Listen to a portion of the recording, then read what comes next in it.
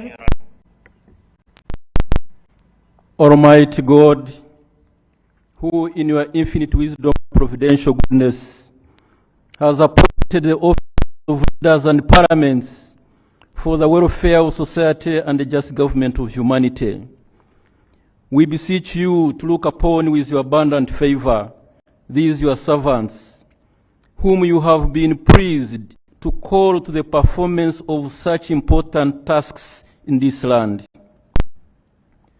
Let your blessing descend upon them here assembled, and you grant that they may, as in your presence, treat and consider all matters that shall come under their deliberation in so just and faithful a manner as to promote your honor and glory, and to advance the good of those whose interests you have committed to their charge. Amen. Amen.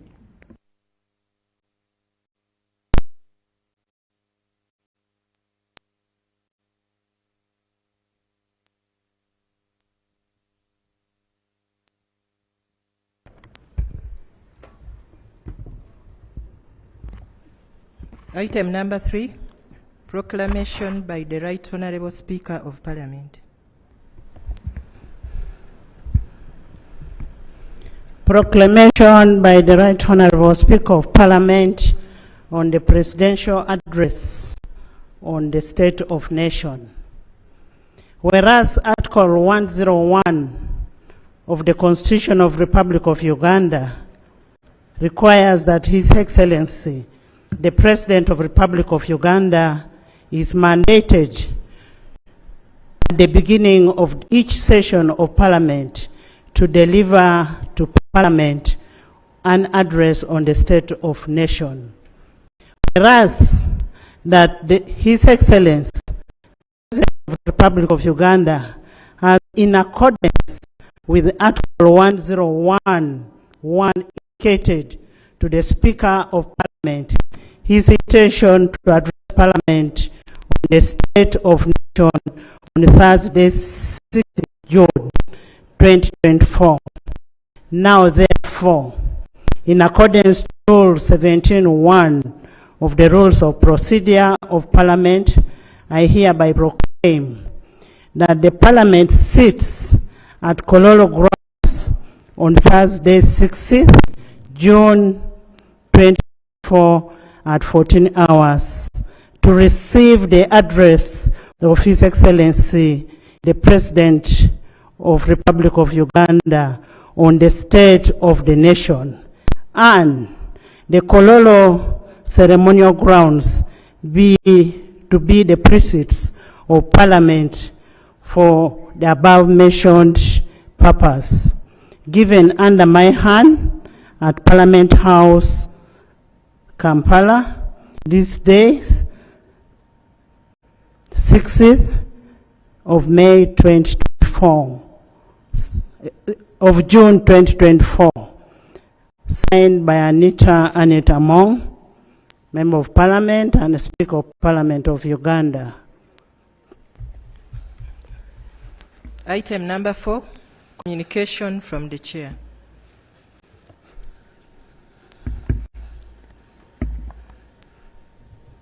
Your Excellency, the President of the Republic of Uganda, General Yoweri Kaguta Museveni, accompanied by the First Lady, Mama Janet Kataha Museveni, who also doubles to be the Minister of Education and Sports, Her Excellency, the Vice President, Major Retired Alupo Jessica Epel, His Lordship, the Honorable Chief Justice Chigamoy Alphonse Owinidolo, is represented here by the Principal Judge, Honorable Justice Flavian Zeja, the Right Honorable Deputy Speaker of Parliament of Uganda, Right Honorable Thomas Taeba, the Right Honorable Prime Minister,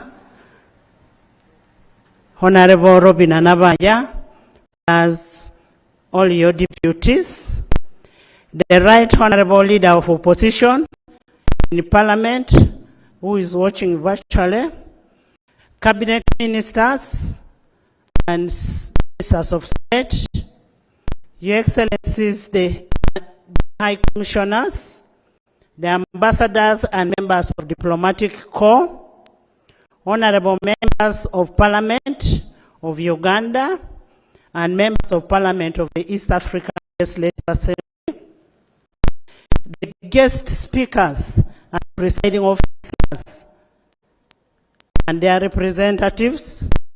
We have Honorable Chairman Nunu Kumba, the Speaker of the Transitional National Legislative Assembly of South Sudan. Right Honorable, just welcome. The Right Honorable Hara, the Speaker of Parliament of Malawi, you're most welcome. We are going to be East Africa, African Union. Right Honorable Lucas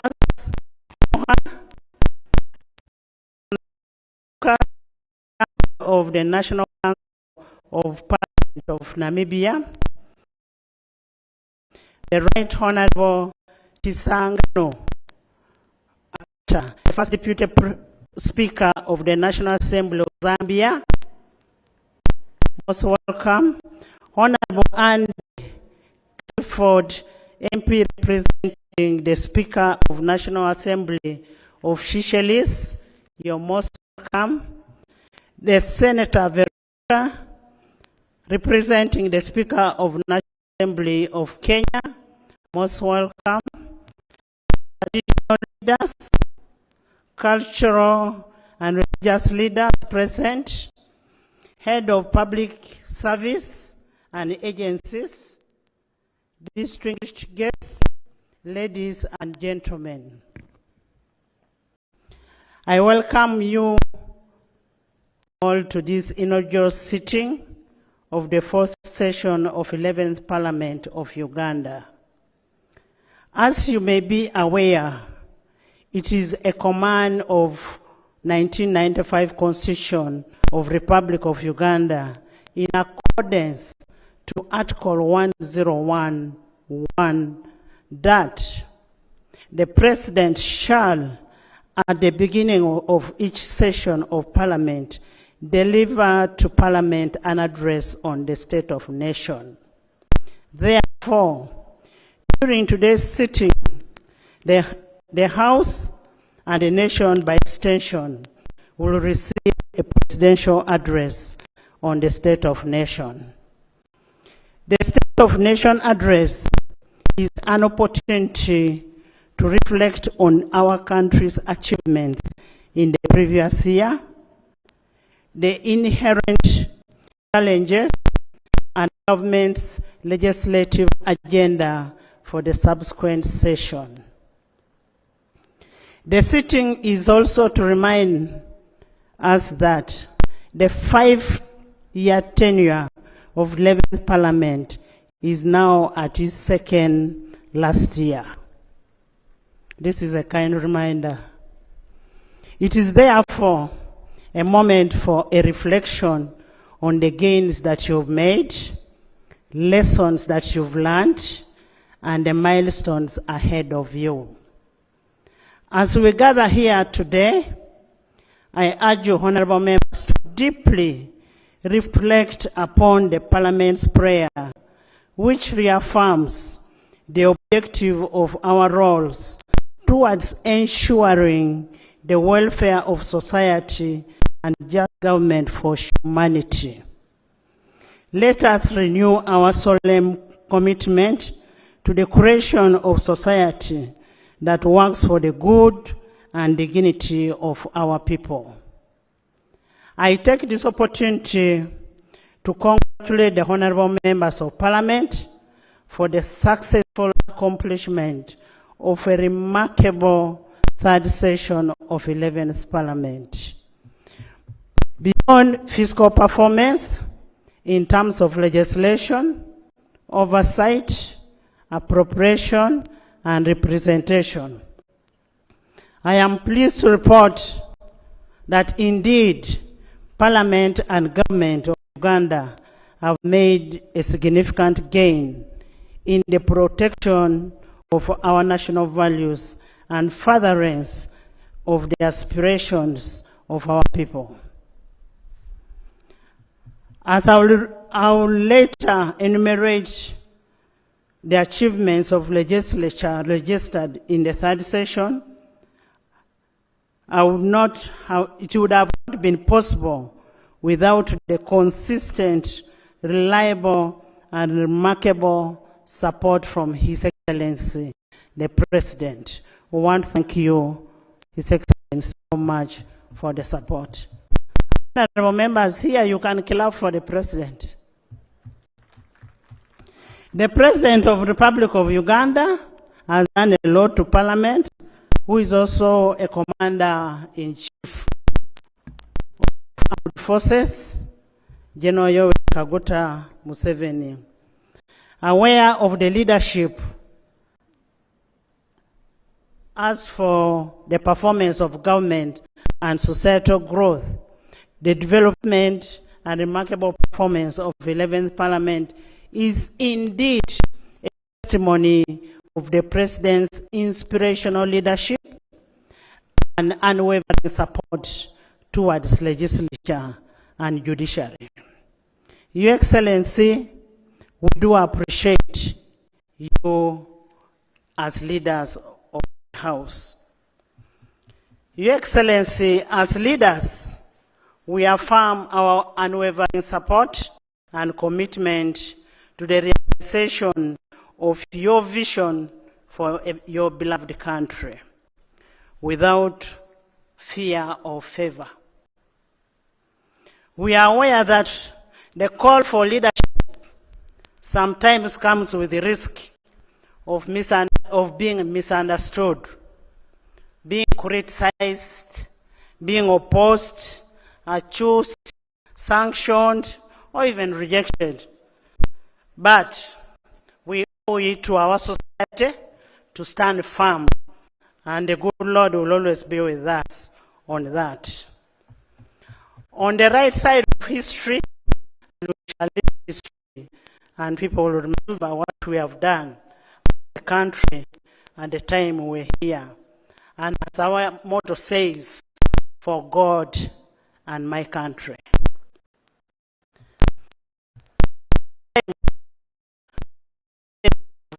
Covers Psalms 107, verse 28, 31. It says, the Lord stilled the storm to whisper, and the waves at the sea were hushed. People were glad when it grew calm, and He guided them. Your Excellency and honorable members, the road to the Uganda we desire may be long and sometimes challenging, but we will be there at one time. We require the consistency, commitment to our national values and aspirations, unity and hard work. Being united alone cannot make us what we want. Do not be discouraged by all around and wherever, and actions of detractors and enemies of progress.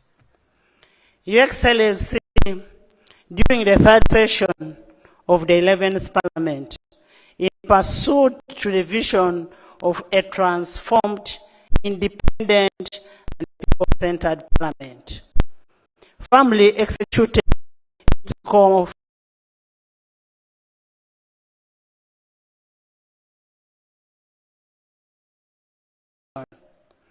guided performance principles of responsiveness, efficiency, and effectiveness. The Parliament significantly reduced the turnaround time of House business through timely consideration of bills, motions, reports, and presidential appointees' approval, among others. In addition, there has been a tremendous improvement in the quality of legislative output. To this end, Parliament held 87 sittings, during which 5 oaths were administered. 5 oaths were administered 5 new members of Parliament. We passed 47 bills, where 23 bills were in furtherance to the government program on RAPEX. We passed 42 resolutions, 62 reports were adopted. And as I said, out of the 47 bills passed in this third session, 23 bills were in furtherance of the government policy on rationalization of government agencies and public expenditure, RAPEX. The 11th Parliament supports the effort of executive in streamlining government operations, enhancing efficiency, and ensuring that the public resources are efficiently and effectively used. In cases where Parliament has discerned on a mismatch between the objective of rationalization and the stated intention of the bill, the House resolved that the bills be withdrawn by the relevant sector ministers to enable further review by Cabinet before they are reintroduced, and that is as per the law. Your Excellency, this is a complementary working relationship that 11th Parliament has encapsulated with the arms of government. At the end of the day, efficient and effective responsive service delivery requires intragovernmental coordination and complementary. The 11th Parliament is fully cognizant of this precondition. Your Excellency, in order to ensure adequate financing of government expenditure priorities for financial year 2024-2025, the legislature passed tax and revenue bills pursuant to Article 152(1) of the Constitution of the Republic of Uganda and Section 8 of the Public Finance Management Act 2015.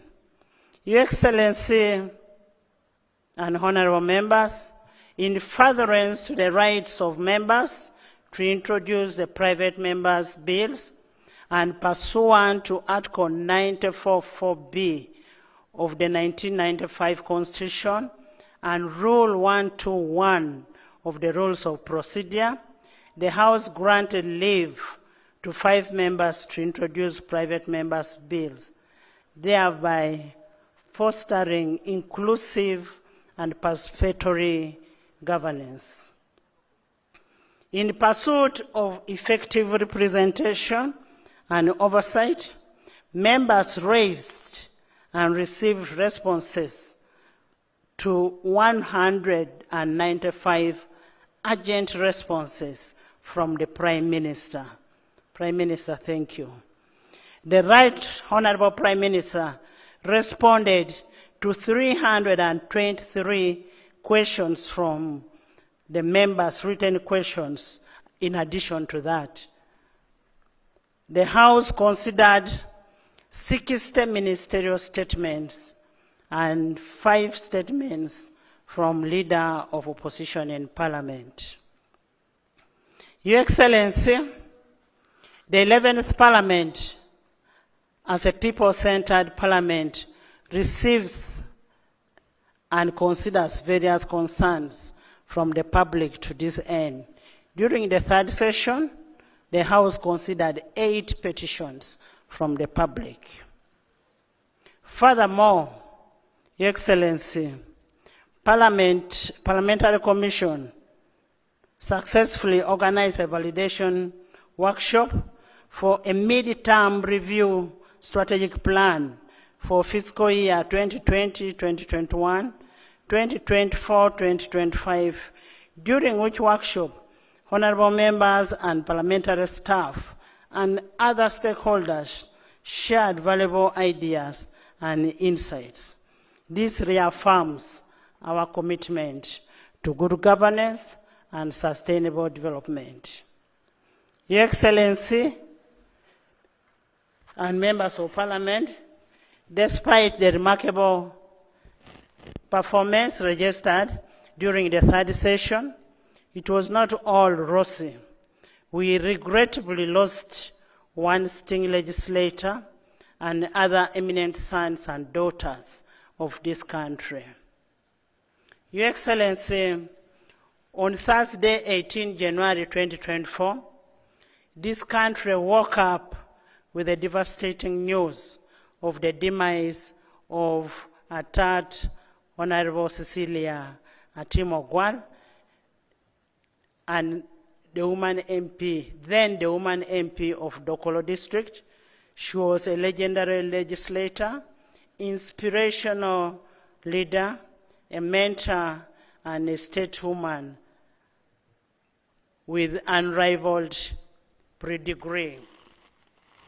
In addition, on 18th November 2023, the country lost Honorable Joyce Mpanga, a trailblazer of women's rights, an eminent educationalist, and a former member of parliament and a minister.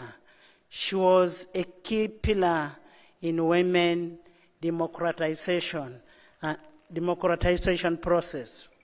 Your Excellency, on 22nd July, the nation also lost another eminent former legislator, Honorable Hussein Chanjo, the former member of parliament of Makindye West constituency. He was a vote defender of human and people's rights. Still during the same period, the country lost Honorable Henry Chemba Kisada Magumba, a renowned politician, a civil servant, a former minister, and we also lost Dr. Martin Alike, a renowned businessman, a diplomat, and a first dental surgeon in Uganda. Honorable members, may we please rise to observe a minute of silence to honor all those departed and recognition of their enormous contribution to the growth and development of this country, Uganda.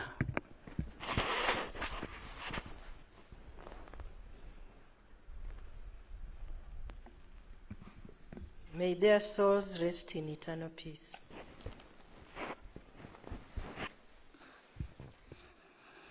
Your Excellency, during the third session, the Parliament of Uganda proudly hosted two major conferences. The Conference of the Speakers and Presiding Officers of the Commonwealth, that is CISPOC, and the 86th Committee Meeting of the Commonwealth Parliamentary Association, that is CPA African Region, where we have the chairman of CPA African Region right here, Right Honorable Lucas. You're most welcome. In addition, Uganda also hosted the 19th Summit of the Non-Aligned Movement and the Group of 77, G77 plus China, and the third South and South Summit. Your Excellency, I want to take this opportunity to formally congratulate you upon achieving the chairmanship of NAM and G77. Congratulations. And this is up to 2027. Just a reminder that the leadership is up to 2027.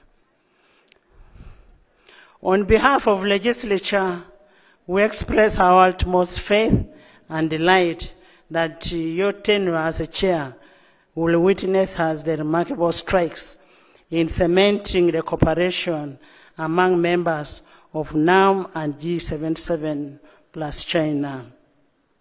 Relatedly, Your Excellency, the Parliament of Uganda continues to play a crucial leadership role in various interparliamentary bodies through which our national interests are ably articulated.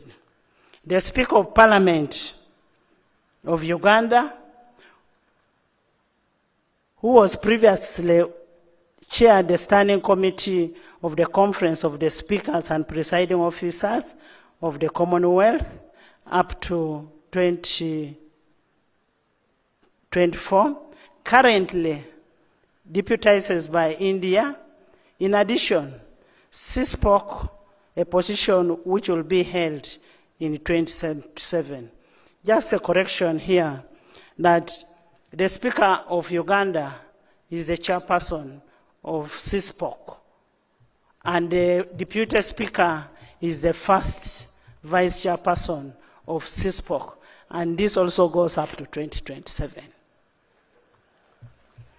Your Excellency, that is a sign that we are still there.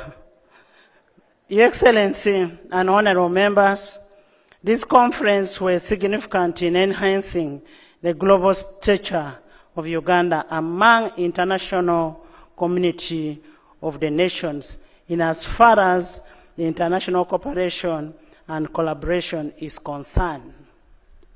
The conference underscored the imperative of coexistence and respect for values, cultures, and traditions of other states. It is also reaffirmed that while differences in perspectives are inevitable, they should always be approached within a framework of friendship, cooperation, coexistence, and mutual understanding. Your Excellency, Uganda's position in this important conference was not just as a host, but also a guide, a mediator, a friend to all nations represented. Our efforts in organizing such meaningful and successful conferences were not in vain, as they had a significant multiplier effect on the local economy and left a lasting impression on the hearts and minds of all the participants, Uganda being the Pearl of Africa. Your Excellency, we thank you for gracing the conference and sharing the words of wisdom with all the speakers and the delegates that came to Uganda. We want to thank you so much. We do not take this for granted. Your invaluable support was very instrumental in ensuring the success of all these conferences. We do not take that still for granted. The financials all came from you, and we can not thank you any more than that. Your Excellency, as we embark on the fourth session, we will continue to count on you, on your inspirational and guidance, which at the same time is bettering our own efficiency, effectiveness, and responsiveness of legislature. I love the saying that you always say, these are young people, they are all learning. And indeed, we are all learning. Pursuant to Article 94.4 of the Constitution of Uganda and Rule 25.1 of the Rules of Procedure, priority will be accorded to government business. This will require timely introduction of government business for parliamentary conditions by the Prime Minister. Your Excellency, the Parliament of Uganda is a people-centered legislature This implies that the common Ugandan is at the center of the parliamentary processes and decisions. In furtherance to this, therefore, and in furtherance to Article 95(2) of the Constitution of Uganda and Rule 17(1) of Rules of Procedure, during the fourth session, Parliament will hold regional outreach sittings that will cover 4 traditional regions in Uganda, that is North, East, West, and Central. Your Excellency, we take this opportunity first to thank you for accepting Parliament to have those regional sittings, and we also want to take this opportunity to invite you to grace the first sitting that will be held in Gulu. The inaugural outreach sitting will be on 29th to 30th August 2024 at Kaunda Grounds in Gulu City, Northern Uganda. And that's where we are requesting that you come and open the session in Gulu. I take this singular honor to sincerely invite you for and on behalf of Parliament and the people of Northern Uganda. We will have a sitting there so that we can be able to address the House on various matters of public importance, especially affecting that particular region.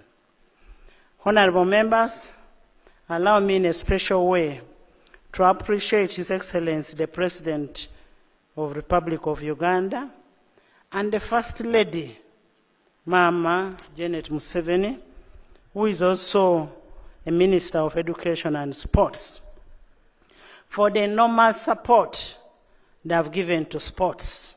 We want to thank you so, so much. This support is demonstrated in various ways. For the first time, our national team, Uganda Cranes, is going to play in Nambole tomorrow. And that is out of all the support that you have given to Nambole National Stadium. And we also want to thank you, Your Excellency, for ensuring that this year we were able to win the hosting of AFCON. Uganda will be hosting AFCON and providing money for all the infrastructural development that is required by AFCON. I want to invite all of you to go and support our national team, Uganda Cranes, that will be playing tomorrow. And the chief guest have been informed by the State Minister of Sports that the chief guest will be my brother, General MK. Please join him in supporting our young people while they play. Your Excellency, the return of these home games to Nambole wouldn't have been really possible if you didn't have passion and love for your country. And if Mama didn't have passion and love for these young people with the talents. In a special way, I want to thank, on top of thanking His Excellency, I want to thank Cabinet for approving that payments, all those payments. I want to thank Parliament of Uganda. I want to thank the engineering brigade that has done a good job. Thank you, and one thank the Football Association, that is FUFA. Your Excellency, I also want to take this opportunity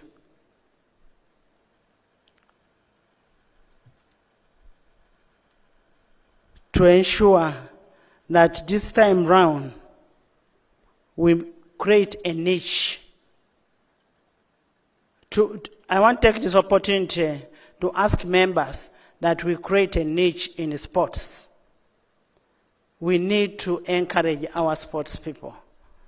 We need to encourage our children who are talented to ensure that they get what they get. As we conclude, Your Excellency, I know Mama as a prayerful person. Mama, as our children go to play tomorrow, kindly pray for them. Thank you.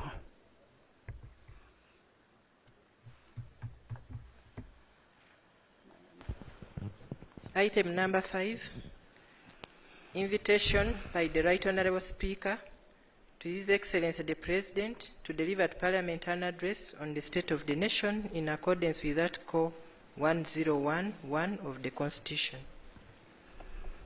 Your Excellency the President of the Republic of Uganda, it is your mandate under Article 1011 of the Constitution that at the beginning of each session of Parliament to deliver to Parliament an address on the state of nation. Honorable members, as we welcome the President to deliver his address on the state of nation, I draw to your attention and urge you to abide by Rule 10 of the Rules of Procedure, which provides in Sub-Rule 3 that while the President in making a statement in Parliament, he shall be heard in silence, and his statement shall not be followed by any comment or question. Pursuant to Rule 10.4a of the Rules of Procedure, I now take this singular honor and privilege to invite you, Your Excellency, to address this august House and by extension, the nation. You're most welcome, Mr. President.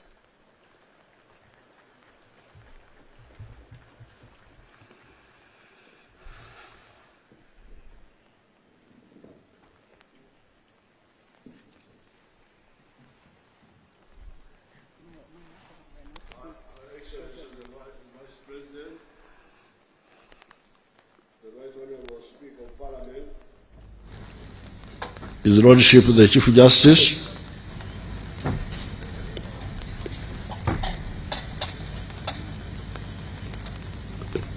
Right Honourable Deputy Speaker of Parliament, His Lordship Deputy Chief Justice, Right Honourable Prime Minister, all the other leaders, ministers, members of Parliament,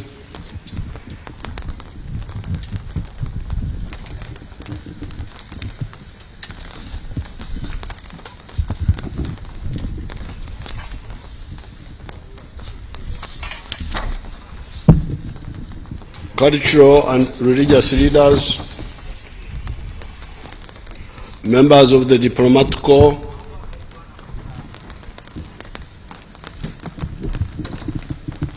the wananchi, distinguished guests, ladies and gentlemen.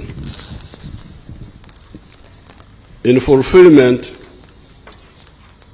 of the constitutional requirement under Article 101, Clause 1 of the Constitution of the Republic of Uganda, I am here to deliver the State of the Nation Address 2024. On this occasion of the State of the Nation Address, I would like to remind the Ugandans of the 3 historical missions, the 4 principles of the NRM, and therefore determine what distance has been covered in prosecuting those goals and what remains to be done, and what is the main obstacle on that transformational road. Our movement came on the scene initially as a student movement, getting elements from the old political parties of UPC, DP, and Kaweka Yaka that had sectarian platforms, misusing the politics of identity, religious, tribal, and gender chauvinism. After careful analysis, we established that Africa needed us to pursue 3 historical missions.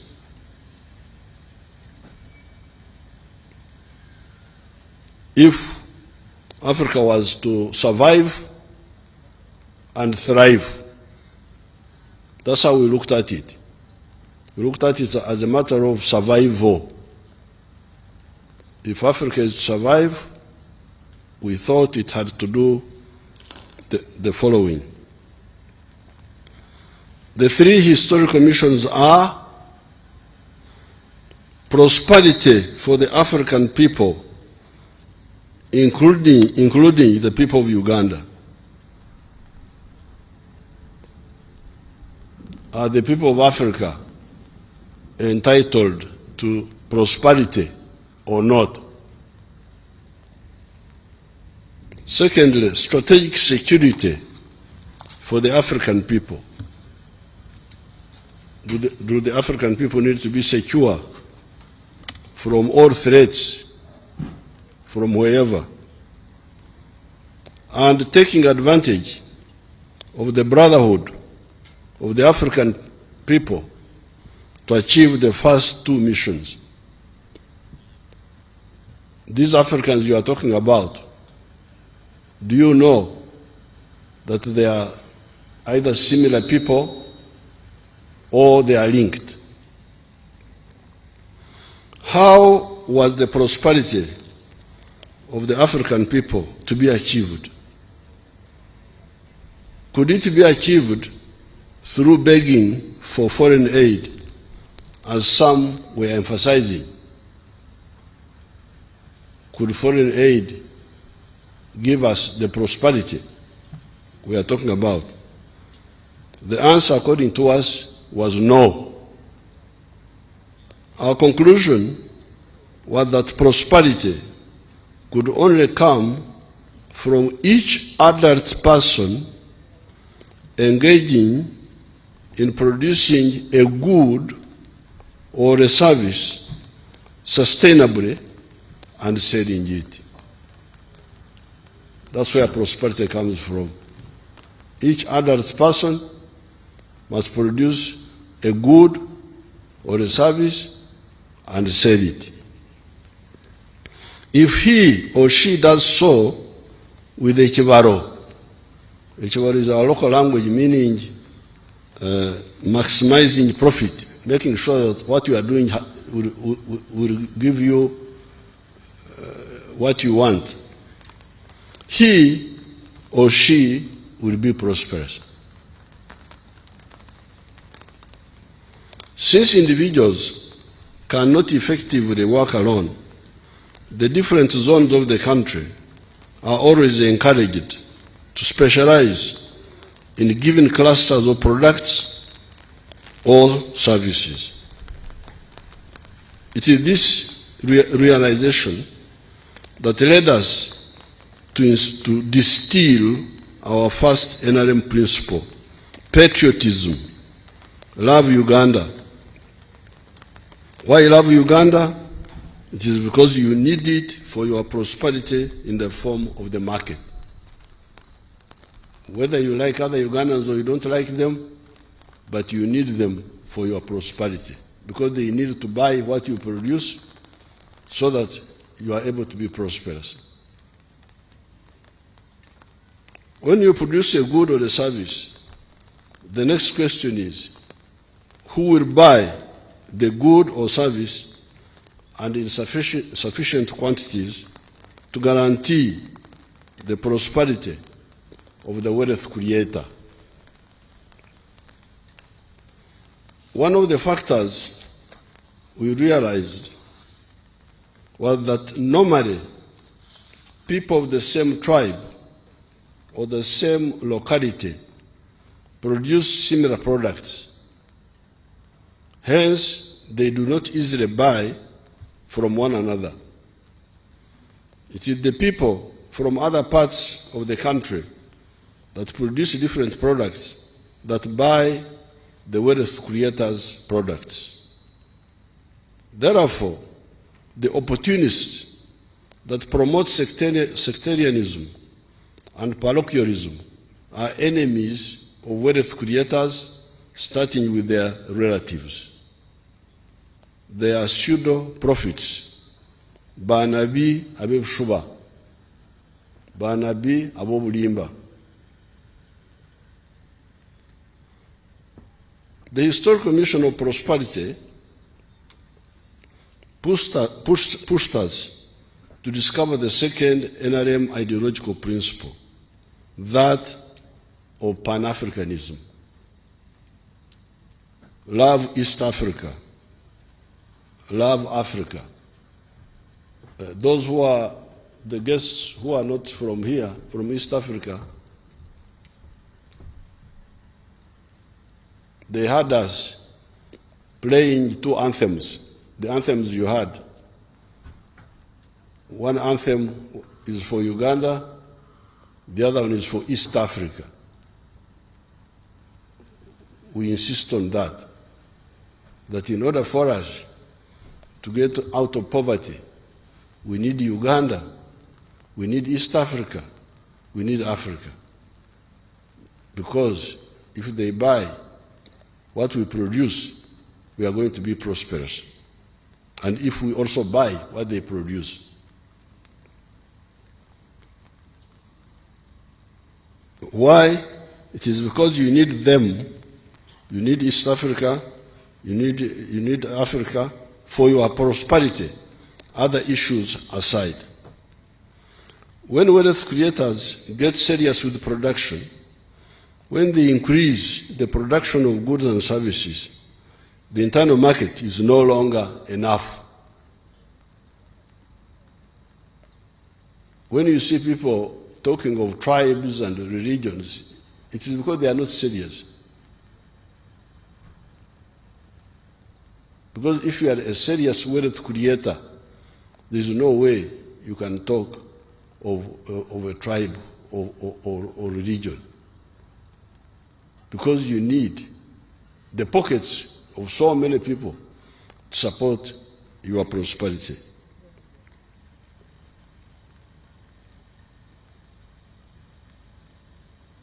When wealth creators get serious with production, when they increase the production of goods and services, the internal market is no longer enough. We need the East African market, we need the African market, and we need the global market. Since the recovery of the economy of Uganda, we have seen this. It's not a theory, we have seen it. We saw it before, it was implemented, but we have now seen it in reality. Our production of sugar is now 600,000 metric tons. However, the internal market is only 380,000 metric tons.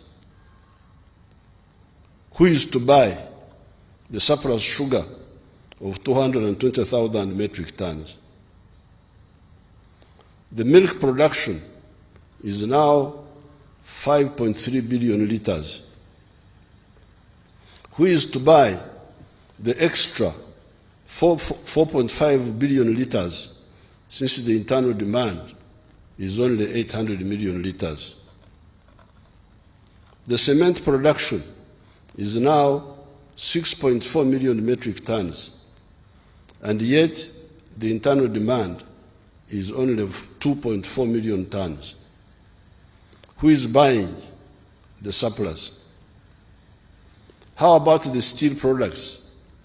The internal demand is 1.5 million metric tons, Yet, the annual production of steel products in Mitayimbwa, although still at 610,000 metric tons, leaving a deficit of 890,000 metric tons, it will soon be about 3 million metric tons with the new vertically integrated steel industries using the high-grade obutare.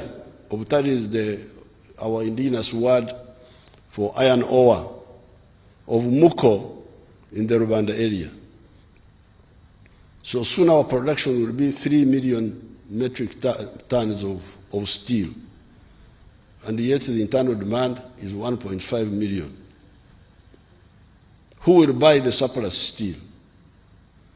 The products of the new vertically integrated factories will completely wipe out the need for importing high-quality steel for hydropower dams, the railway, high-rise buildings, etc., that need very strong steel, different from the steel of the recycled steel products from scrap metal.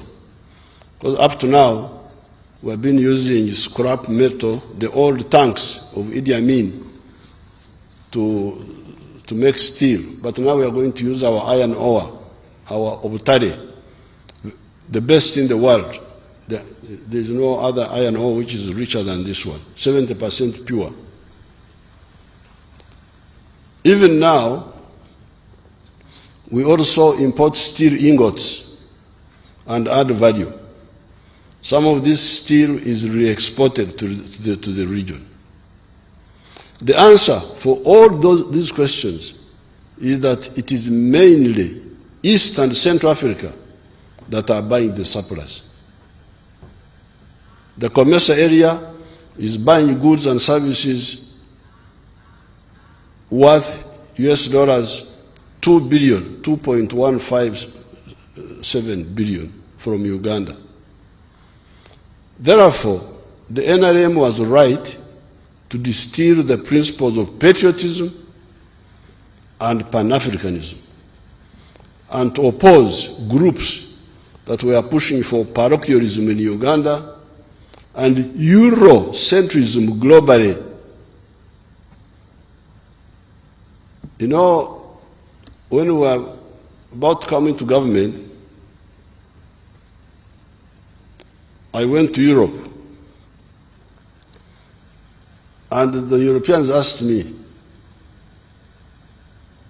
because our old political parties here,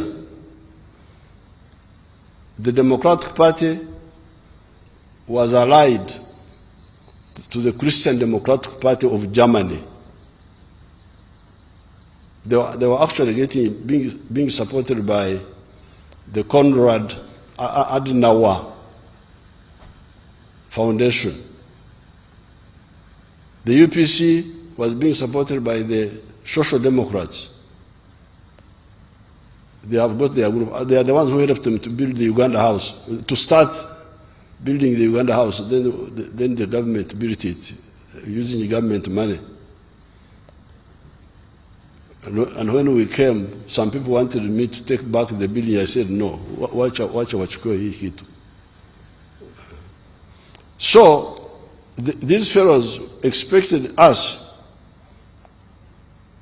to side with the European parties, Social Democrats versus Christian Democrats. I said, sorry, I'm not part of that crowd. I am an Afro-centric person. I start with Africa. I don't start with Europe. I'm not a European. So we refused to join those groups. They had a Christian International, Socialist International. We have never gone there. Never. And we told our people clearly that our focus is Africa. And here, I'm giving you facts now. I'm not talking about stories here. I'm talking of cement. The list is too long. I couldn't finish it. I didn't talk about maize, about bananas, about beef. You know what is happening. It is Africa that is supporting us and we are also supporting them.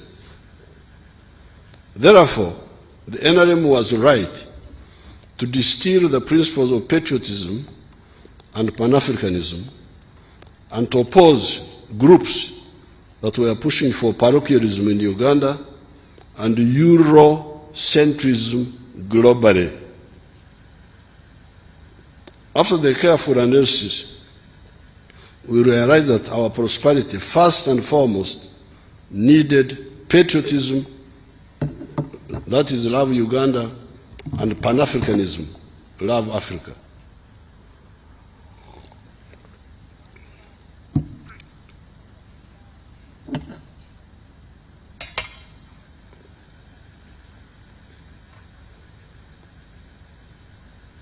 We access other markets in addition, but let us secure these two levels first.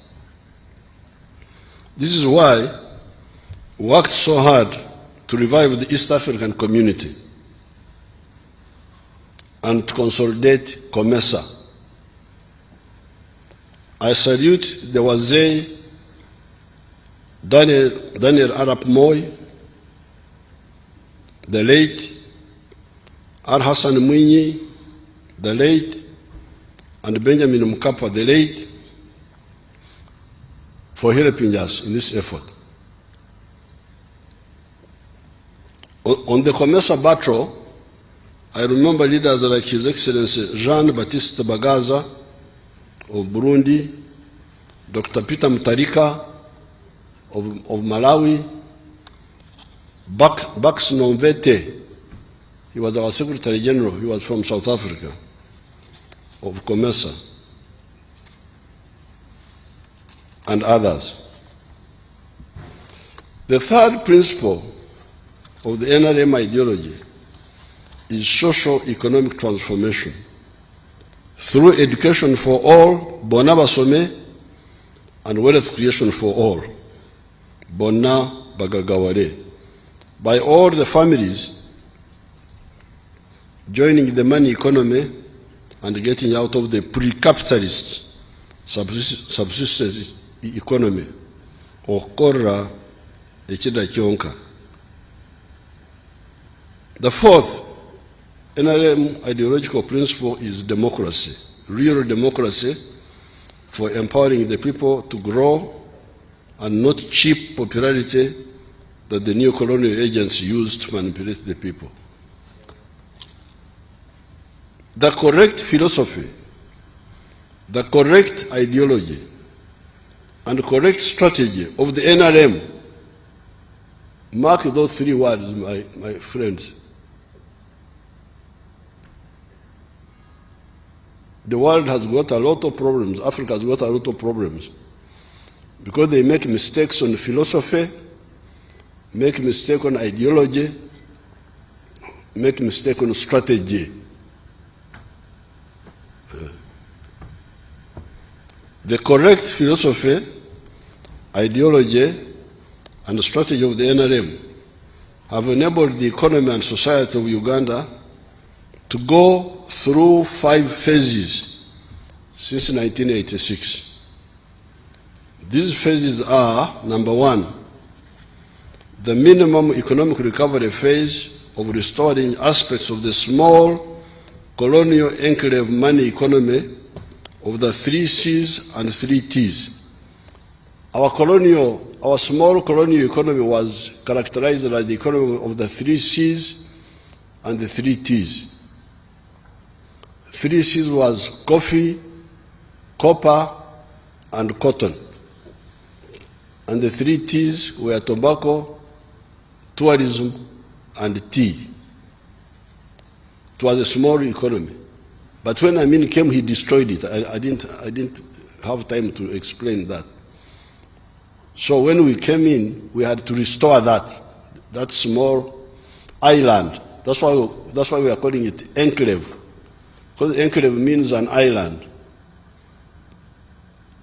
An island of modernity surrounded by a sea of backwardness. That's the situation we had here in the 1960s. And that small island was comprised of the 3 T's and the 3 C's. But Idi Amin destroyed it. So when we came, we had to bring it back. This is the first phase we call the minimum economic recovery. 2, expanding that enclave with the more production of coffee, tea, etc. That small island was producing coffee of 2 million bags. We are now producing 9 million bags. That small island was producing tea of 23 million kilograms before Amin came in. By the time we came, tea production had declined to 3 million kilograms.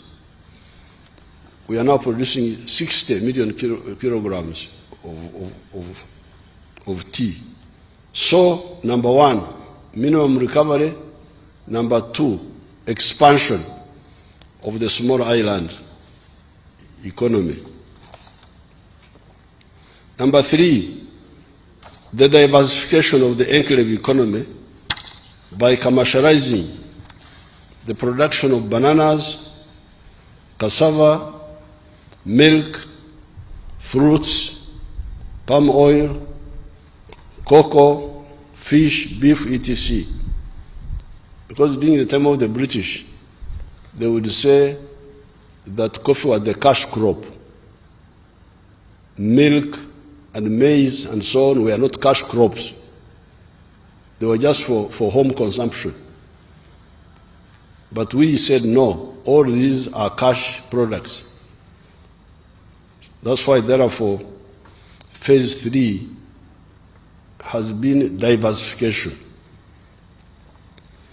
Phase 4, adding value to some of these raw materials, such as cotton, fruits, milk, tea, timber, sugar, etc. The other day in my speech in Nairobi, I was able to castigate the African practice of exporting raw materials. This is very, very, very, very dangerous for this continent. Here, I have banned the export of unprocessed minerals. If a mineral is not fully processed, I don't allow it to be exported. But even the other products, we are struggling to add value to all of them, even coffee. Now, number 5, phase 5, the knowledge economy through the production of vaccines, the production of automobiles, and so on.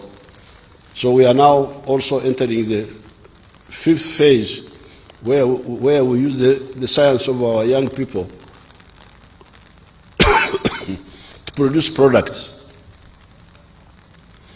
These measures have enabled the economy to grow from US dollars 1.5 billion in 1986 to now US dollars 55 billion by the foreign exchange method and US dollars 180 billion by the PPP method, purchasing power parity method.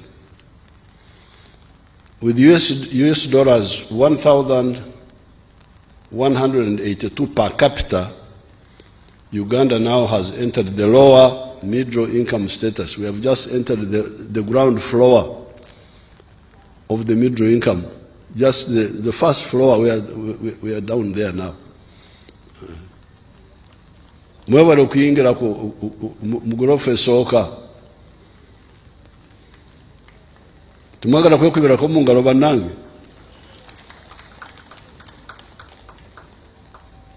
Apoyo Rubanga. There are, however, still some trade barriers in the East African community. These are really roadblocks to our prosperity. All the East Africans should work to remove these bottlenecks by implementing fully the common market protocols, the customs union protocols, so that the fragmented markets of Africa become one market.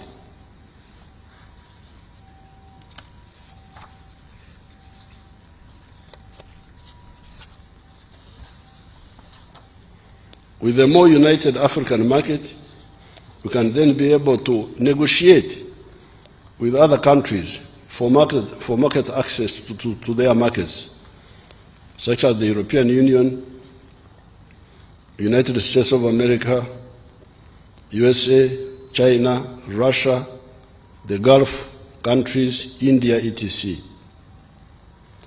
Internally, we have guided our people that the socio-economic transformation can be realized through Bonaba Some, education for all, and Bonaba Gagawere, prosperity for all, by joining the 4 money-making sectors of commercial agriculture, manufacturing, services, and ICT. The government has provided grants or soft loans for wealth creators to use in joining these sectors in case they do not have their own capital. These funds are well known: Operation Wealth Creation, NADS, PMA, Ntandukwa, Parish Development Model Money, Emyoga, the Youth Fund, the Women Fund, Grow Money, etc. Some of these have been merged to become fewer funds, but doing the same work. These funds are mainly for the low-income people. The actors that are more empowered should borrow from the Uganda Development Bank for agriculture, for manufacturing, and some of the services such as tourism. We don't give loans for importers of perfumes and dead people's clothes. You know, I was having a big discussion with them here. Those importers, I cannot give a loan to somebody, soft money, for somebody to import dead people's clothes and import perfumes and whiskey and so on. No.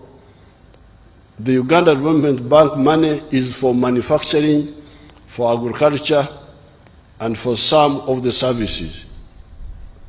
If you want to import perfumes, go to the commercial banks.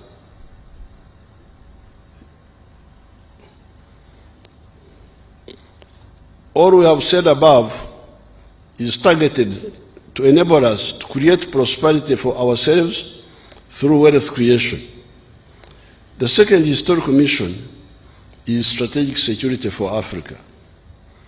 African countries, or indeed other countries in the world, may be prosperous economically. Strategically speaking, however, they may still be vulnerable vis-à-vis other global actors. In the Second World War, the first victims of German aggression were the developed countries of Denmark, Holland, Belgium, etc. Even France was conquered by Germany. Therefore, there is something about size. Indeed, the smaller countries of Europe were rescued by the mighty Soviet Union that defeated Hitler's army at Moscow, Belorussia, Stalingrad, Kursk, etc., and were later on, in 1944, joined by the Americans and the British. As we speak today, only 4 countries have been able to land on the moon. These are the USA, China, India, and Russia. Why? Size and development matter. Uganda, even when it becomes a developed country, cannot have an overambitious space program. We are working on implementing a limited space program for overhead observation and communication, broadcasting and telephone communication. We shall have an overhead imaging satellite at an altitude of 600 to 700 kilometers in space, and another one for communication and internet at 36,000 kilometers in space. That one we shall share with the other East African countries. These are, however, not enough to defeat greedy and aggressive parasites who seek four-dimensional superiority on land, land forces, superiority in the air, air force, superiority at sea, navy, and superiority in space, space forces. It is partly for this reason, but also for the purpose of implementing the economic integration of the markets easier, that we, the African revolutionaries, our departed elders, such as Kwame Nkrumah, Mwalimu Nyerere, Sekou Toure, Mzee Kenneth Kaunda, and we, their young followers, put forward the principle of political integration as another element of the Pan-Africanism principle. While we always aim at creating a continental common market for the whole of Africa, we also aim at creating a regional political federation where possible. While it is possible and desirable to create a continental common market, a political federation which represents a maximum form of integration should only be for peoples who are either similar or compatible, and preferably with a common language. This is how East Africa has always been the best candidate for political integration. The peoples of the area are the Bantus, the Nilotics, the Nilo-Hamitics, and the Cushitics, whose dialects are either similar or linked. Those delegates, those visitors of yours from Malawi, from Zambia, I'm sure I can speak with them when we finish the ceremony here. I will greet them. I will say, Muri bwanje, turi wino, muri chari. I'll be talking to them. However, on top of all that, we have the good fortune of having the neutral dialect of Swahili that will easily be the official language of the potentially very powerful Federation of East and Central Africa.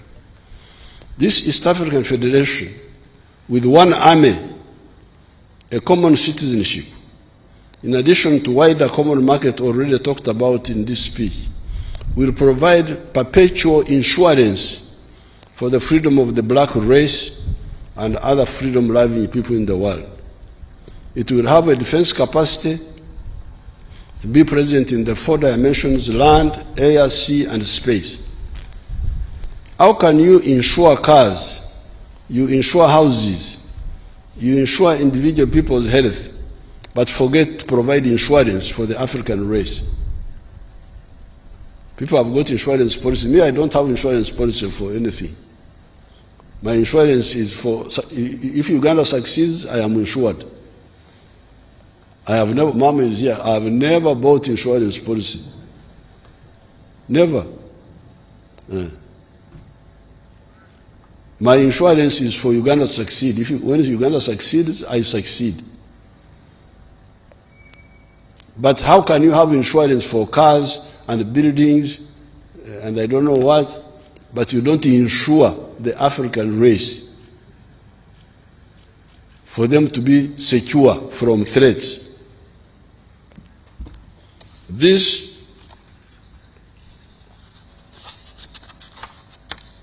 was a mistake in the past. How can we repeat the same mistake?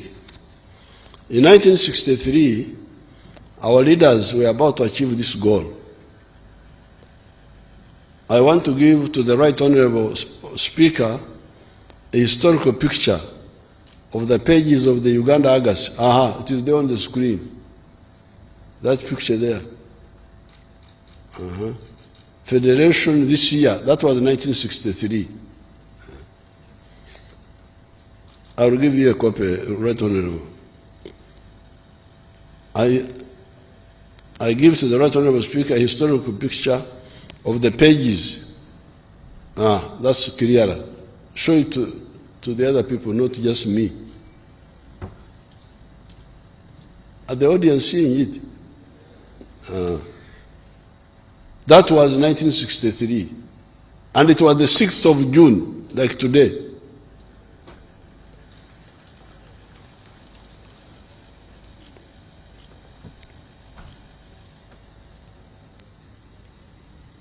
A historic picture of the pages of the Uganda Argus newspaper of the 6th of June 1963 that captured that moment. You can see, bring the picture of our leaders. Move up we want to see the leaders in that picture there.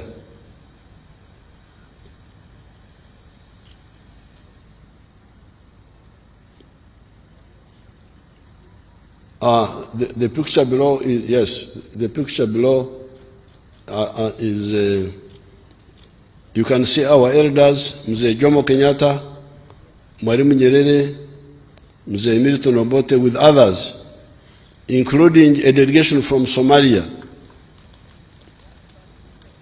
declaring the intention to achieve the federation that year, 1963.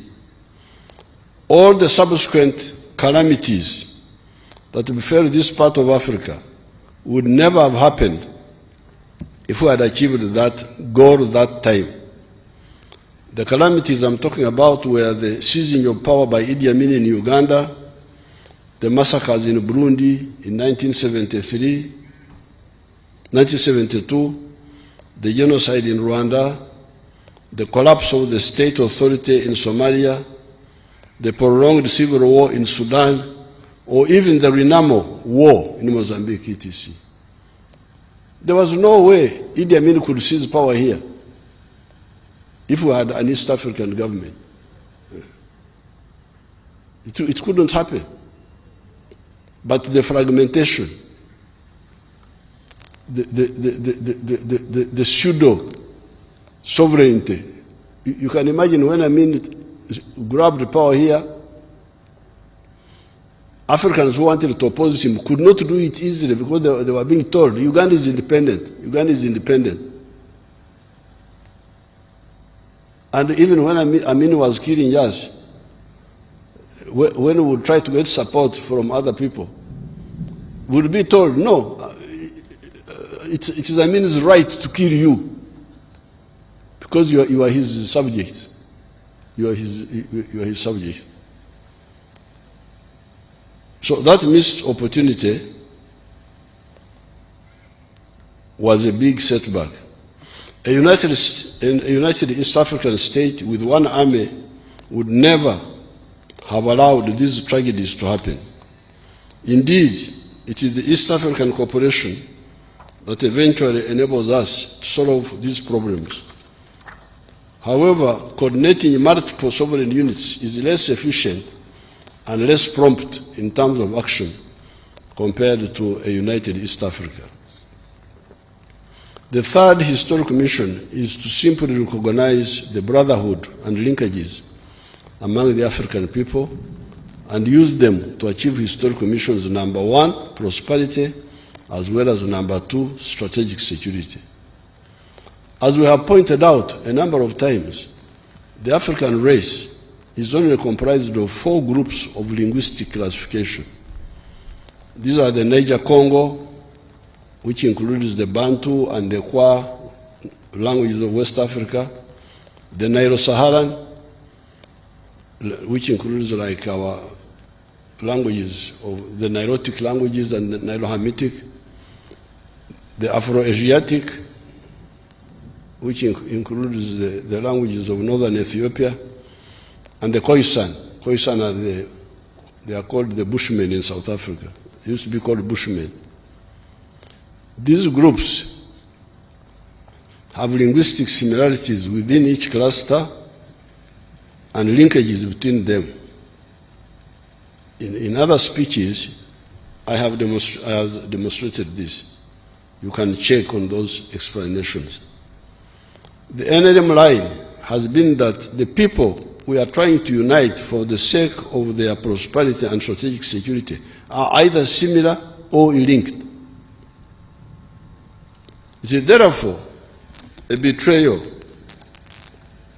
for the African political classes to fail to grasp this and instead preach sectarianism, parochialism, etc. I therefore call on the Ugandans, especially the Bazukuru, to audit what has been achieved vis-à-vis the 3 historical tasks and the 4 ideological principles of the NRM, see what has been achieved and what remains to be done. Then you should do your own part to do what is not yet done. With patriotism, we have been able to unite the majority of Ugandans. That is why the NRM always wins with the majority on the first round when we go for elections. On the side of Pan-Africanism, we have revived the East African community together with the Wazee Daniel Arap Moi, Al Hassan Mwinyi, and Benjamin Mkapa. Later, our brothers from Rwanda, Burundi, Congo DRC, South Sudan, and recently Somalia joined the East African community. This has helped cross-border trade. Uganda exports goods and services worth US dollars 2.1 billion to the East African countries, and goods and services worth US dollars 2.157 billion to the COMESA countries. There are, however, still non-tariff barriers.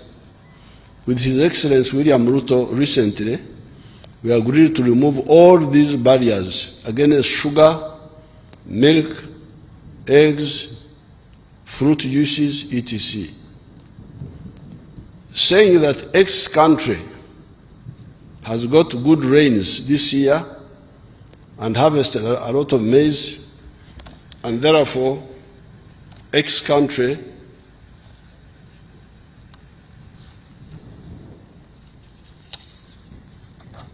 will either give quotas for maize from Y. Imagine there are 2 African countries, X and Y. They should be trading together.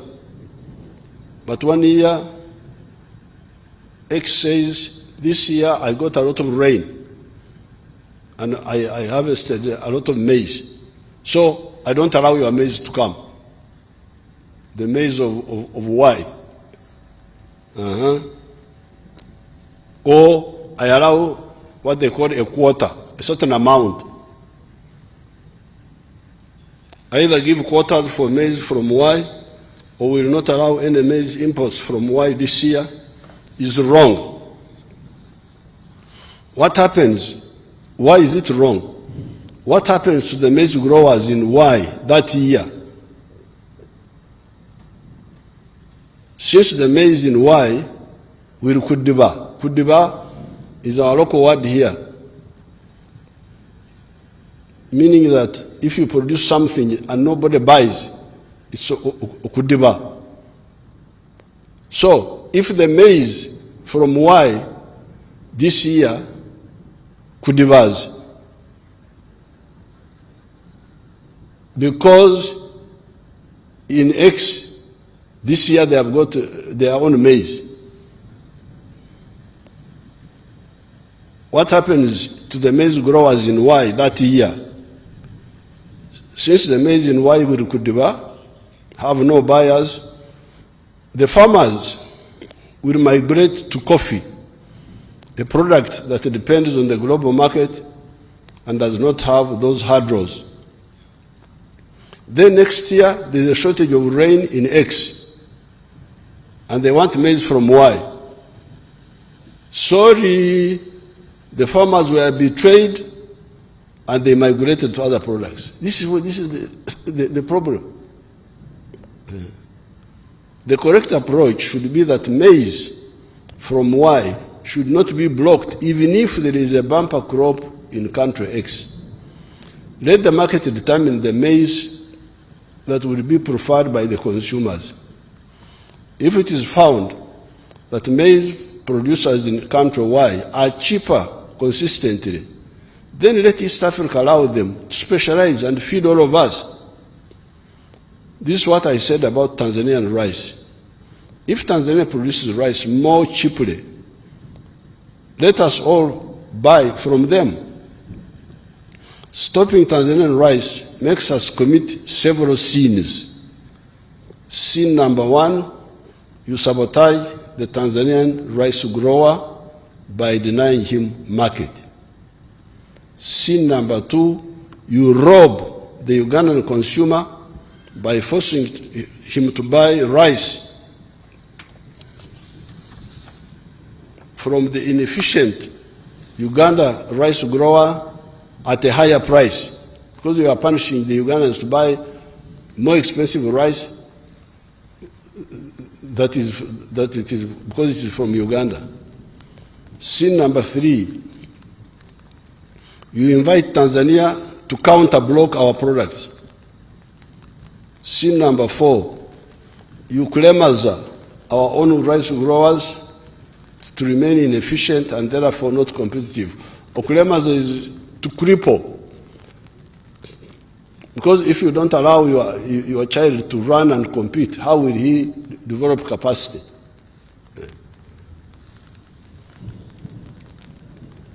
Therefore, let all the East Africans insist on full free trade in the East African Community area and eventually in the whole continental free trade area, CFTA. This is the second task of the Ugandan wealth creators. Struggle for the completely free trade in the common market of East African Community and Africa.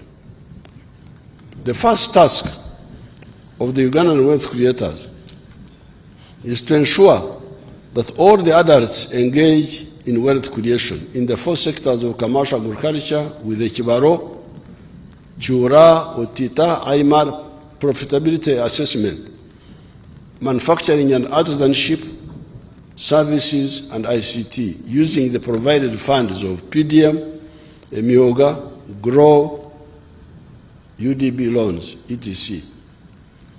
The third task, after we have fully recovered from the adverse effects of corona and other negative global phenomena, ensure that we provide completely free education for the Ugandan children in government primary and secondary and tertiary institutions, so that we achieve our target of Bonabasome education for all.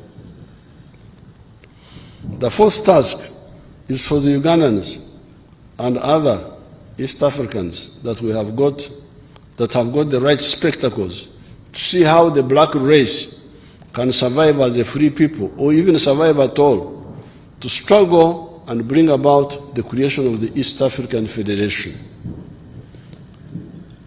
We have long proposed the movement of the willing. When Mwalimu was let down by his contemporaries on this issue, he moved with Mzee Karume to unite Tanganyika and Zanzibar to form Tanzania. It has been a great success. If we all can move together, it will be good. If we cannot, let the willing move. The crucial point that needs to be done is for the Pan-Africanists to be more active in pushing for the struggle for the political federation of East Africa and for the full economic integration of the common market of Africa. You should aggressively expose those who work for foreign interests and are always diverting our people through the media to the interests of the foreigners. If you read the papers, nobody is talking about African integration. You pick the papers. Papers, social media. What is your future? If you don't know that integration of the market is our salvation, then how can you be in leadership? What are you leading? Are you a leader unto darkness and death? How can it be that you read the papers? Nobody. Football, music, cinema, I don't know what. Okay, you can do those things, but you must survive first.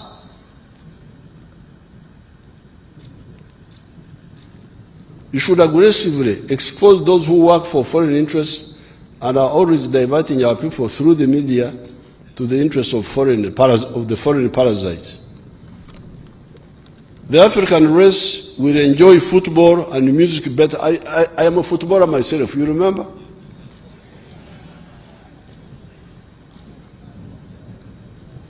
However, from 1966, somebody asked me, what European football club do I support? I said, what?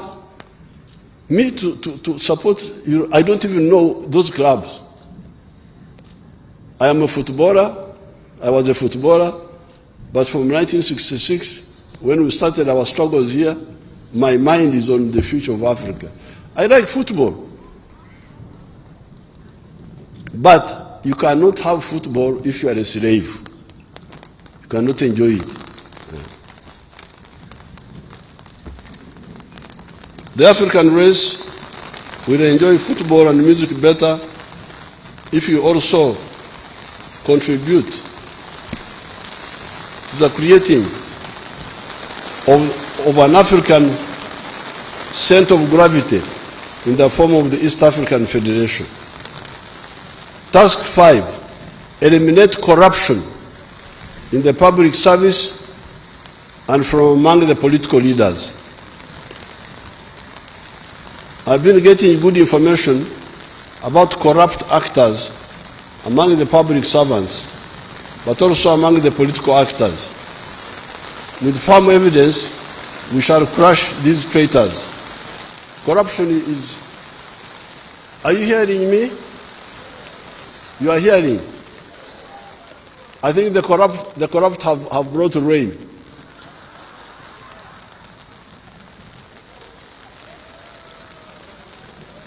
You know, they work with our rainmakers.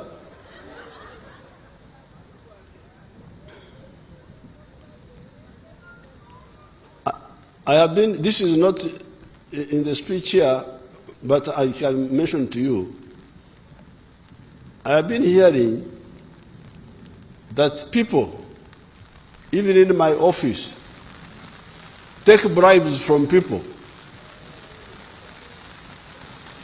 to bring people to see me. Can you imagine? But fortunately, recently we arrested one of them. He's alleged, according to the rules, I should not be accused that I'm saying something sub judice, which is in the court. He's alleged to have extorted shares and money from an investor who was coming from somewhere. He's now in court. So we are moving, we are going to get them. I have been hearing stories that there is a racket from the Minister of Finance to Parliament.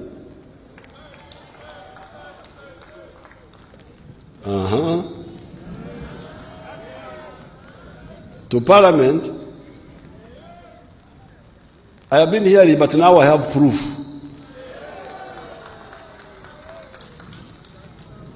Norecho ababi bafude banange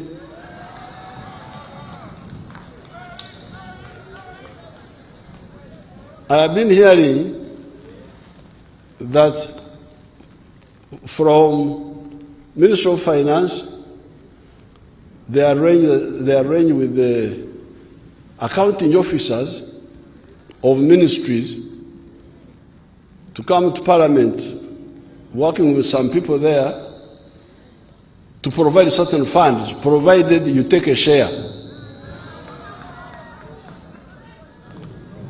I didn't believe this, but now I have proof. So therefore, really the corrupt are like the foreigners. You know, some of these foreigners don't know Uganda, don't know us. When you see them doing what they are doing, and those who support them, I'm very sorry for them, because they don't know how strong we are. We are patient. We don't overuse our strength. But if you make a mistake, you will see. So I don't know how those who threaten us, this one, please, we are wasting your time. We are not going to move. Because we are sure, we are people of here, this is our land. We want nothing from anybody, so you are wasting your time. Don't come with the threat, you are wasting your time. Uganda is a land of martyrs, but not only martyrs, but also heroes. We are celebrating 2 days. Because the martyrs don't shoot back. But we are both martyrs, but also heroes.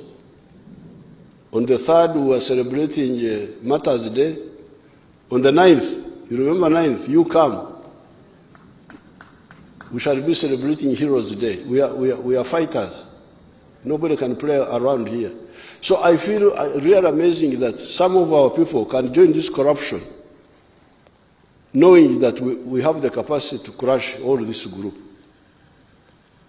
So now I have got proof that what I've been hearing as a rumor is actually true.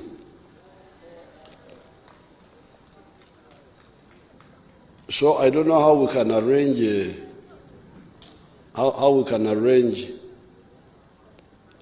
what do you call it? Amnesty.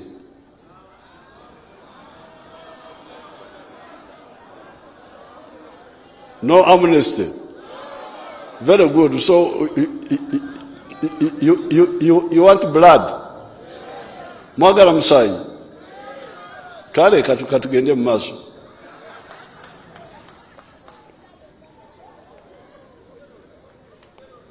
Public servants and political leaders that steal government money are corrupt and will be crushed.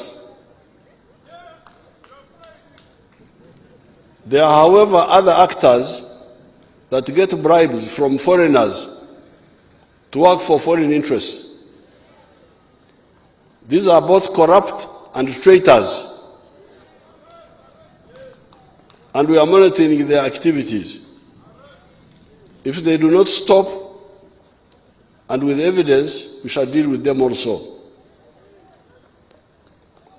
As part of fighting corruption, it is crucial to save the amateurish political actors who come into politics without knowing that leading people does not mean carrying them on your head. It means that you show them the way. The situation of inexperienced, careerist-minded leaders who do not listen to the advice of the NRM is further complicated by the bloodthirsty parasites in the form of the unregulated money lenders who charge extortionate interest rates from these desperate political actors when they come to borrow money for unuseful expenditures. I've already directed the Minister of Finance to cap the interest rates chargeable by money lenders. The inflation rate in Uganda is 3%. Why should the commercial banks charge 20% interest? How about the money lenders charging 36% or more? This is pure extortion. The PDM and the Myoga funds are going to become the poor people's banks, able to lend at 12% or less after 24 months. We are going, this PDM money, people are trying to sabotage it. but I can hear it is beginning to penetrate. People are beginning to understand it now. They are beginning, slowly, the villagers are beginning to appreciate. That's what I hear. The other source, I have already directed the Attorney General to guide the Minister of Finance as to how he can criminalize this extortion by the money lenders. The other source of corruption has been the fundraising that is borne mainly by the opportunistic politicians over-anxious to please parts of their electorate by pledging money for the fundraising that they do not have. We are due to meet to resolve this diversion. I agreed with the reason we should meet and really discuss the issue of fundraising because it is part of the pressure that makes leaders make mistakes. Uganda's economy and society are moving forward, the mistakes by some actors notwithstanding. I was reading some comments, especially in the Monitor. You know, Monitor is a mouthpiece of foreign interests here, the Monitor newspaper. Oh, talking about this, talking about this. There's one of them who was writing today. I glanced through, was saying that Uganda has low inflation by fortune. That is by fortune. Imagine. He doesn't want to say that NRM has managed the economy well. That's why inflation is low. That it is a mixer. It was fortune that we have got low inflation. It's not fortune, it is planning. Monitor Bambi Mbasaside. But Monitor, the other time, I saw a cow talking. When you see a cow talking, then you know that Jesus is about to come. You showed me that picture of the Monitor. Abantu bange muntekero akamonitor ako.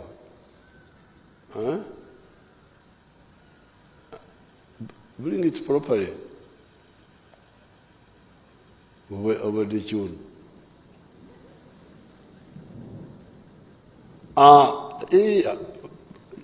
Naye abalabe balina omulimo wano basabotaginga enkuba eremye ate kati batandisika.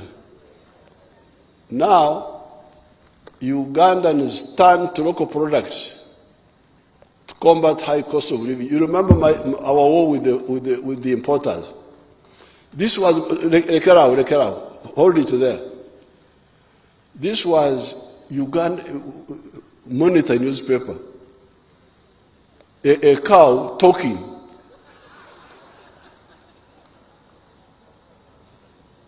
Saying that because we put tax on the imported products, imported dead people's clothes, and that rubbish from outside, that now Ugandans turn to local products. This was, which date was this? 30th of what? Of May. You people, you get Monitor. In terms of Kogera, a cow is talking. Because that's what we said. Why don't you buy the local textiles which are being made here? So Katonda Jali, our monitor, Katonda abayisemu okwogera ebyamazima. But otherwise they were trying to. Thank you very much. You can move on. Otherwise, in today's paper, I was trying to say, oh, this one. But you listen carefully. I will conclude with that. Uganda's economy and society are moving forward. The mistakes by some actors notwithstanding. The foreigners interfering in our internal affairs are not are not a threat at all. There's no foreigner who can threaten us. No foreigner can threaten us. I have written a piece I will share with the Ugandans on that. The real threat to Africa's progress have been internal weaknesses, such as undermining the private sector. I mean, 1972 when he expelled the Indians, and Museveni, 1970 when he announced the Nachivu announcements, interfering with the private sector. Wrong concept of army building, sectarianism, corruption, etc. Otherwise, Africa's ability to defeat the imperialists had been demonstrated by Samora Machel defeating the entire Portuguese army in Mozambique in 1974, Robert Mugabe and ZANU defeating the Ian Smith regime in 1980 in Zimbabwe, the Cuban army comprised mainly of black soldiers defeating the White Boer army at Quito Cuanavare in Angola in 1988, etc. So our armies defeated European armies in the 1970s. It is our internal weaknesses that have since that time given the impression that Africa is weak. NRM has correct philosophical, private sector-led efforts, ideological, the politics of interest and not identity and sectarianism, and strategic wealth creators and integration to create markets for their products positions. That is why the economy is growing in spite of the betrayal by the parasites. With the crushing of the corruption, Uganda, given our overall correct positions, is unstoppable. Everything else is in place. What is the problem now is just corruption. In the budget speech, I will add some more information on this line, saying that everything else is in place now. It is only corruption and a few other mistakes that can sabotage what we are doing. Therefore, the Right Honourable Speaker, I thank the Parliament for the following laws you passed since my State of the Nation address. Those laws are put in Annex 1.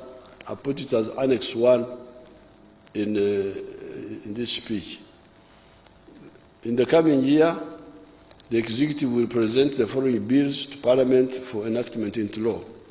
I attached them as Annex 2. They will be attached to the speech. Finally, I want to salute the Speaker, the Deputy Speaker, and the NRM MPs. In the past, there was a risky and shallow tendency by some actors that would try to use Parliament to undermine the Ugandan revolution, which is part of the African Revolution. This, of course, was a miscalculation that was provocative, but we managed to handle it peacefully. Right Honourable Speaker and your team, I congratulate you for working harmoniously with the Executive. I'm told some of the foreigners are saying that Anita Mongo, because he doesn't undermine the Executive, she's not a good speaker, because she should be Okulemesa, government. Very risky miscalculation. In the recent budgeting process, Honourable Speaker, I congratulate you for working harmoniously with the Executive. I also want to salute the judiciary. In the recent budgeting process, you came together and you were able to synthesize a rational and transparent budget for the country. I call these people, these are like school children. That there is executive somewhere, then there is a parliament somewhere else, then there is judiciary somewhere else. They don't meet, then this one budgets, then brings the other one. I said, but why don't you first agree together? You are all here in Uganda. Your address is here. Why can't you meet and you look at the whole budget? They came and they looked at it, and the budget they brought was harmonized by the three arms. They were able to see that we need this, we need that, we need that. So I want to thank the Parliament and the judiciary. In the recent budgeting process, you came together and were able to synthesize a rational and transparent budget for the country. Now, on the issue of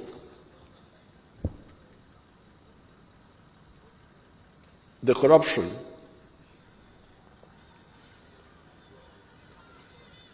my advice is you should make a distinction between mistake makers and dishonest people. Dishonesty is the worst. But making mistakes, especially for many people who have not listened carefully, it's not. I wouldn't be surprised. That's why many times I try to help out groups who have made mistakes. But what I cannot tolerate is like this question of saying, we give money to this ministry, but we take a percentage of it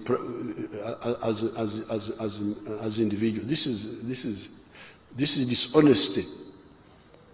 It's not a mistake, it's a crime, it's a betrayal. Or the ones who go abroad, these foreigners have been approaching our people. They all bring reports. I've been approaching our people. You go and make a bad report against the government of Uganda, and we shall give you an award. And the award will have so much money attached to it in Europe. I wish them good luck. That money of betrayal, we are following it up. We are following it up. They think that we are fools. I don't know why they think so.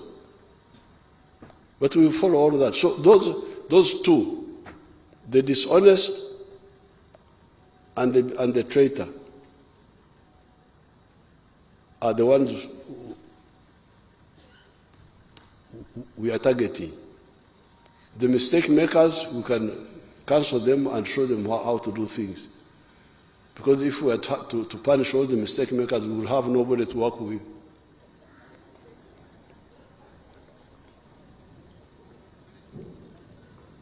Because they don't know what to do. They don't listen. There are so many languages. This one is saying that. This one is saying that. So dishonest, foreign agent, mistake maker. Those are three people who need to be handled differently.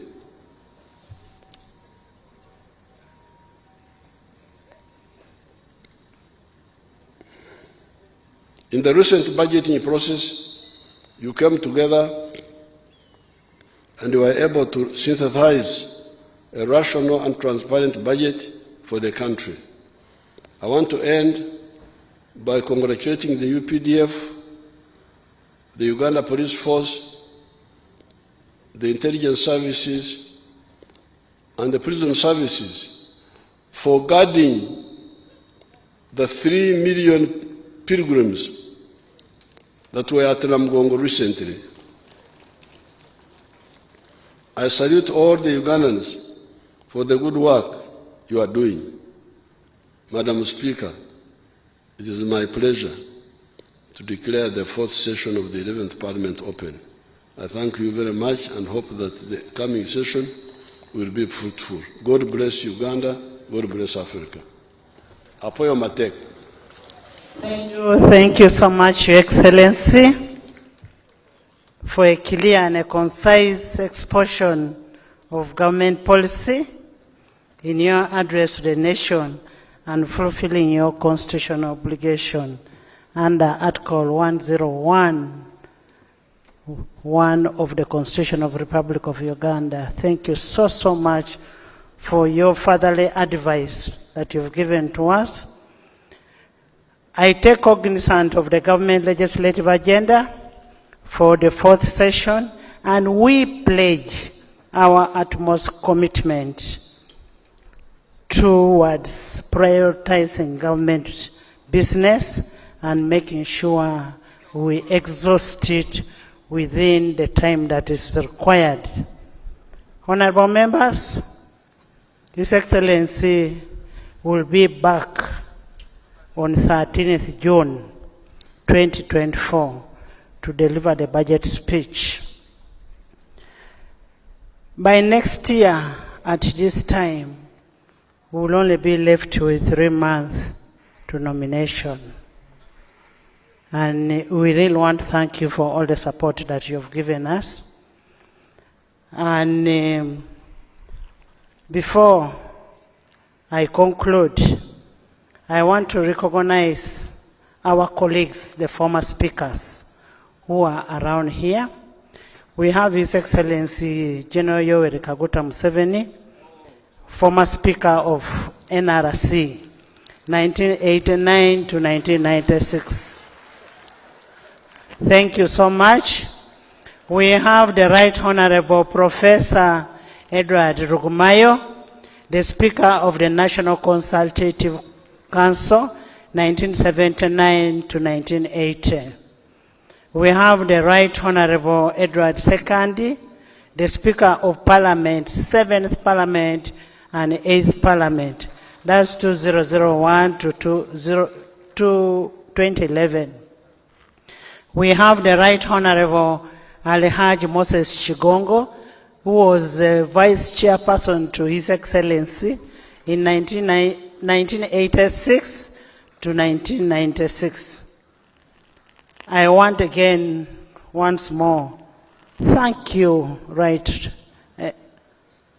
Honorable Right Honorable former Speaker and now the President of Uganda. We are very grateful for your address, and we don't take it for granted for you to create time. You and Mama, we want to thank you so much for coming and for opening for the 4th session. We also want to thank the members of Parliament who were able to make it here and be here with the President. We want to thank the Executive, the Cabinet, for being here, and in a very, very special way, we want to thank our visiting speakers and our ambassadors that are here. Thank you so much for coming over. And after this, we will invite all our guests, and I'm saying all our guests, for an evening session at Parliament. We have an evening session. This session is over, so we shall invite all our guests for an evening session in the conference hall in Parliament. You're all most welcome.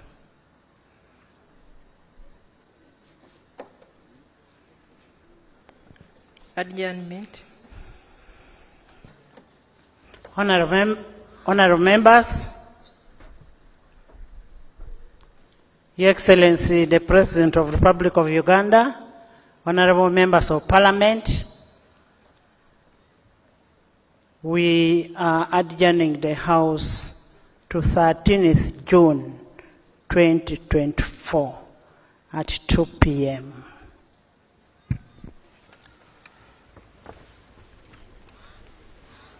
The anthems.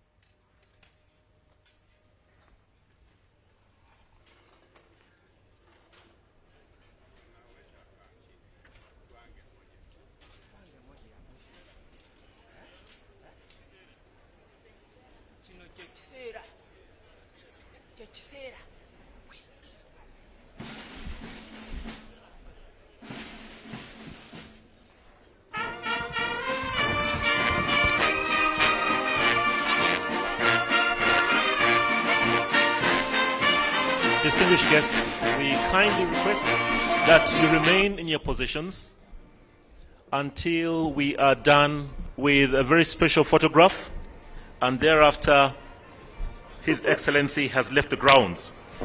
We're going to have two special photos. The first one will be with the presiding officers, including address there, the president hinting on critical areas there that we'll be briefing you about here. But the State of the Nation's address for 2024 is done, and it opens the fourth session of Parliament, which begins effective the 13th of June, which will be next week on Thursday, where the president will be here to give the budget address. But a few pointers that the president has been able to address. Basically, he talked about the four pillars of the NRM, and he also reminded us of the four pillars there: democracy, Pan-Africanism, patriotism, socio-economic transformation, and his address really rotated around those four areas. He also talked about three major areas that need to be addressed in this time there.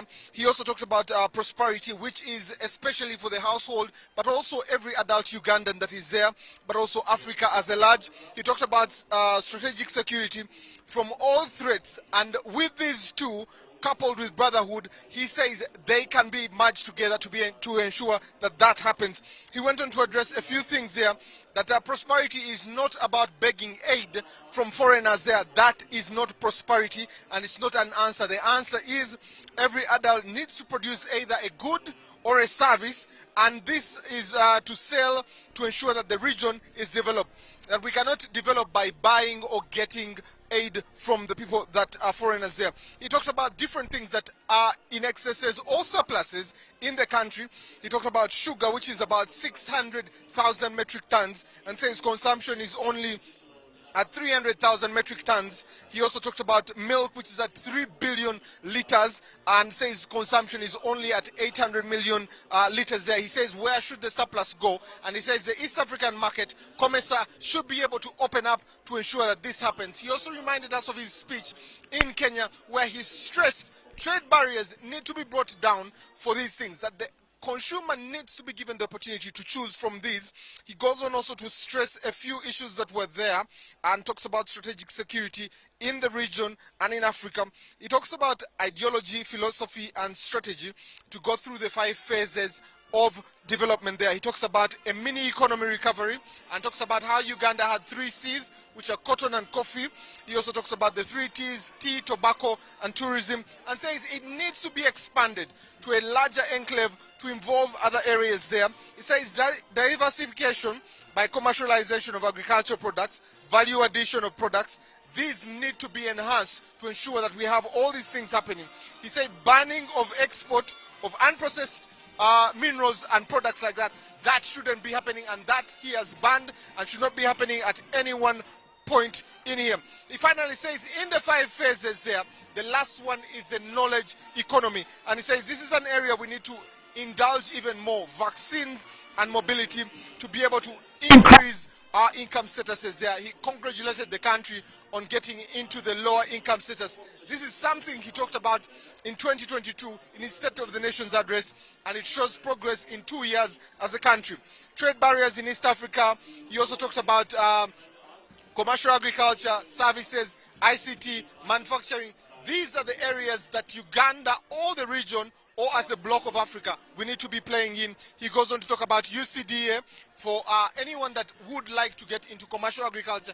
This is where the money is. But if you want to bring imports, which he allegedly said are dead people's clothes or perfumes, there, go to the commercial banks and be able to get that.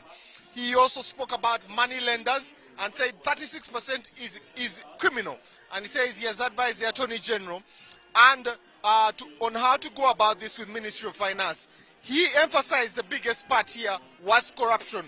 And he says he knows the corrupt are there, and he has heard the statements. He has talked about the racket that is within both Parliament but also the Ministry of Finance that are getting money and this racket, and he has evidence to this effect.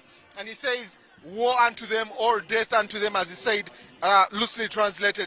Corruption, and he talks about the distinction between those that make mistakes and the ones that are dishonest, but also the ones that are getting money from foreign aid there to get awards. He says that's betrayal, and he has information about this, he is able to go and deal with all these things.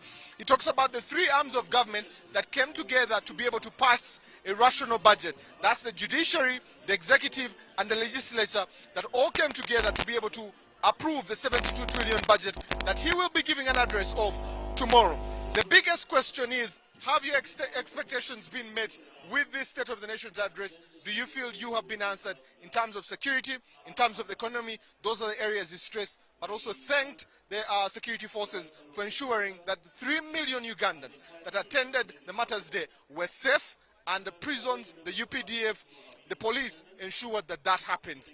Even as you see at the back, photos are being taken with the president, from the speaker, the deputy speaker, and that's what's happening. Ministers, Parliament feel satisfied with this State of the Nation's address. That's the biggest question, but also we wait to see what will be done about corruption with the president. He says he knows them. At what point is he going to bite? That's our biggest question in here today. So that's the end of the State of the Nation's address from us here at UBC. We're really grateful that you spent your afternoon, your heavy afternoon with us here to be able to hear some of the things that we are speaking about here. So departures are happening, members of parliament are leaving, speakers will be leaving this ground here, and we'll be back next week on Thursday to listen to the budget speech from the president. From me, from UBC, Timothy Nyangweso, have a fruitful evening.